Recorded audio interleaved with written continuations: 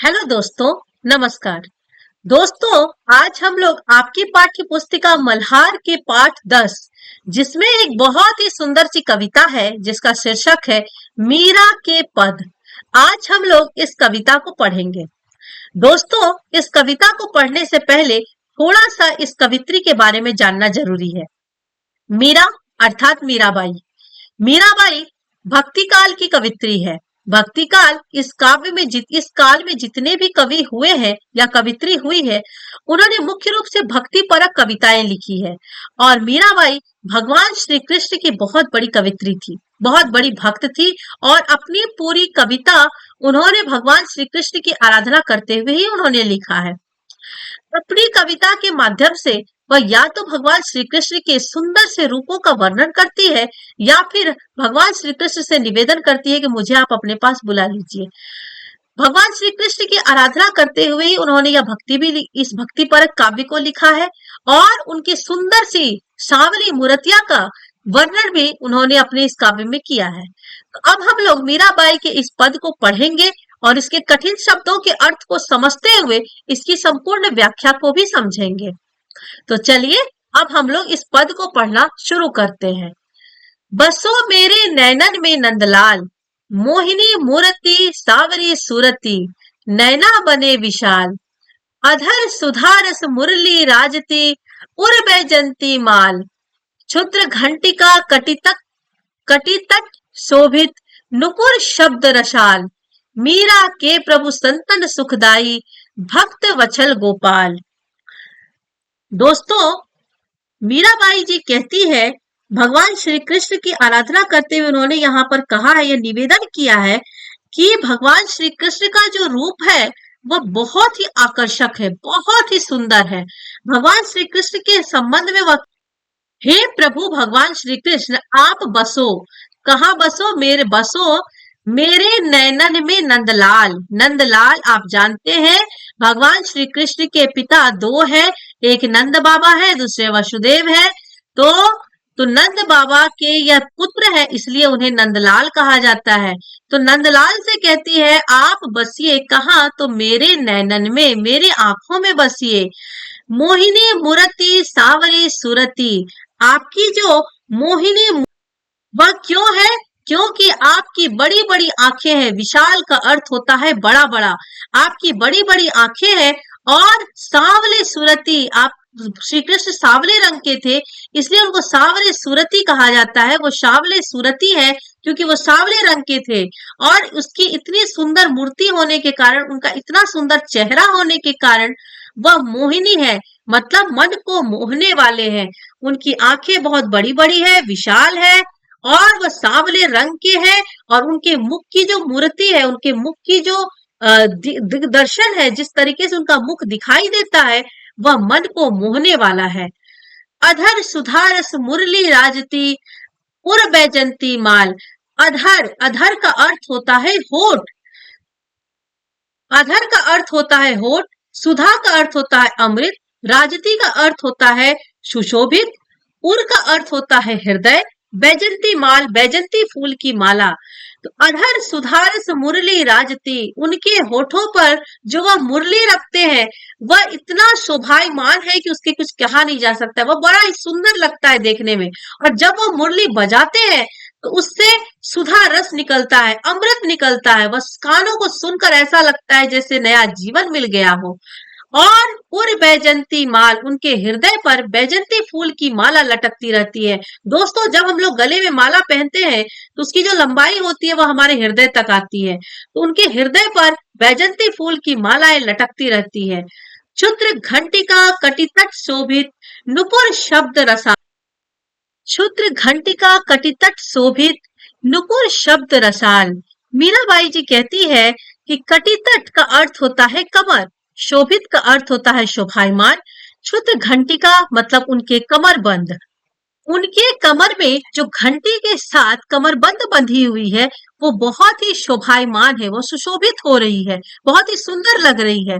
नुपुर शब्द रसाल, और उनके पैर में जो पायल है, नुपुर का अर्थ होता है पायल, जो पैर में पायल है वह बहुत ही सुंदर लग रहा है, जैसे रस से भरा हुआ शब्द कानों को सुनने में बहुत ही मधुर लगता है, ठीक वैसे ही पायल की आवाज भी लोगों के कानों में बहुत ही मधुर संगीत के समान सुशोभित लग रहे हैं, मधुर लग रहे हैं। मीरा की प्रभु संतन सुखदाई, भक्त वत्सल गोपाल।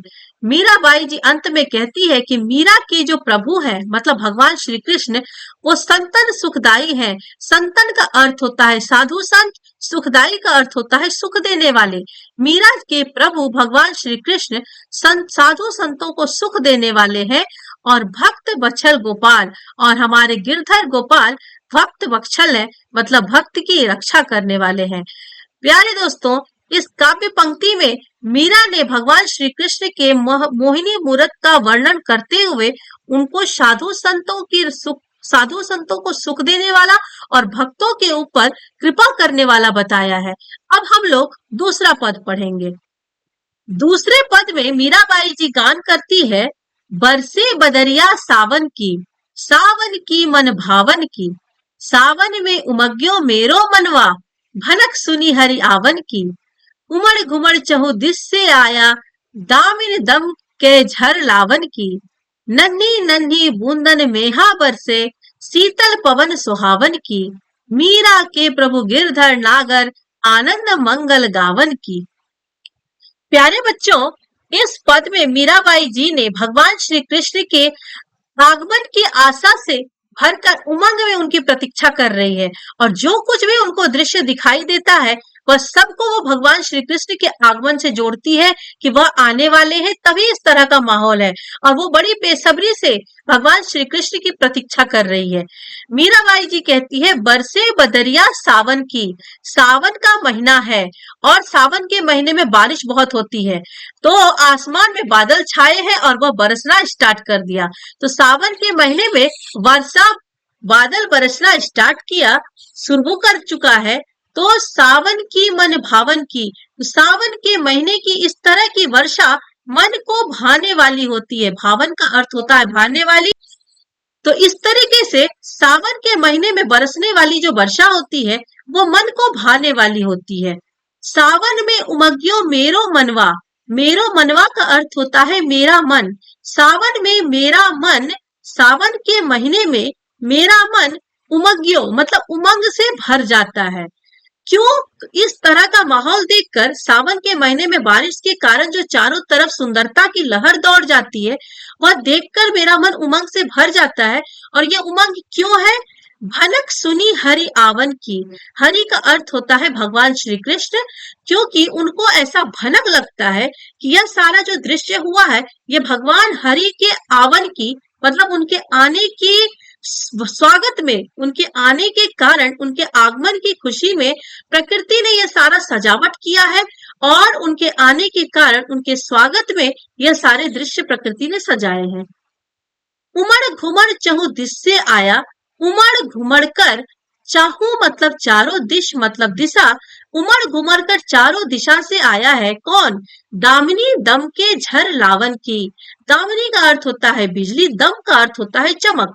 आसमान से झरझर झरझर बिजली चमक रही है, और वो भगवान श्री कृष्ण के आने की, लावन की मतलब लाने की संदेश सुनाती है।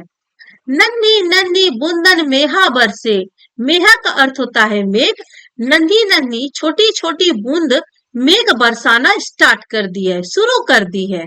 शीतल पवन सुहावन की, और बूंद के बरसने से पहले और बूंद के बरसने के साथ साथ और उसके बाद भी ठंडी ठंडी, शीतल का अर्थ होता है ठंडी, पवन का अर्थ होता है बहना, सॉरी हवा, ठंडी हवा बहती है जो बहुत ही सुहावन की मतलब सुहाती है मन को, वो बहुत ही सुहावनी लगती है। मीरा के प्रभु गिरधर नागर, मीराबाई कहती है मेरे प्रभु गिरधर नागर वो आएंगे, वो जरूर आएंगे, और उनके आगमन की खुशी में ही ये सारे प्रकृति के दृश्य हुए हैं। वर्षा बरस रही है, चारों तरफ हरियाली छाई है, आसमान में बिजली चमक रही है, बादल उमड़ घुमड़ की आवाज कर रहे हैं, यह सब कुछ मेरे प्रभु गिरधर नागर के स्वागत के कारण ही हो रहा है।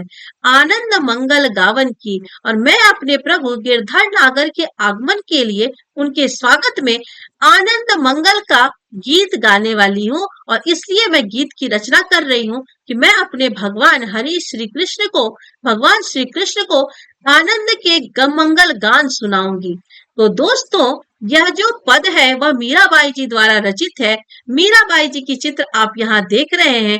ये मीराबाई जी है जो भक्ति काल की कवित्री है और भगवान श्री कृष्ण की भक्त कवित्री है। इन्होंने अपने बहुत सारे पद लिखे हैं जिसमें इन्होंने भगवान श्री कृष्ण की भक्ति करते हुए ही अपने काव्य को लिखा है। तो दोस्तों, यह पाठ यहाँ समाप्त हुआ। अगले वीडियो में मिलेंगे अगले पार्ट में अगले चैप्टर के साथ। और तब आप लोग के लिए एक बात है, इस वीडियो को आप लोग जरूर 2 बार सुने ताकि आप लोगों को यह कविता भी याद हो जाए और कठिन शब्दों के अर्थ भी याद हो और आसानी से आप लोग इसकी व्याख्या कर पाए। बहुत जल्द मैं आपको इसके चैप्टर के प्रश्न उत्तर का भी वीडियो दूंगी और अगले पार्ट में हम लोग बहुत जल्दी मिलेंगे नए वीडियो के साथ। तब तक के लिए बहुत बहुत धन्यवाद और बाय बाय। मेरे चैनल को सब्सक्राइब जरूर करें ताकि मेरी आने वाली हर अगली वीडियो सबसे पहले आप लोग तक पहुंचे। बहुत बहुत धन्यवाद।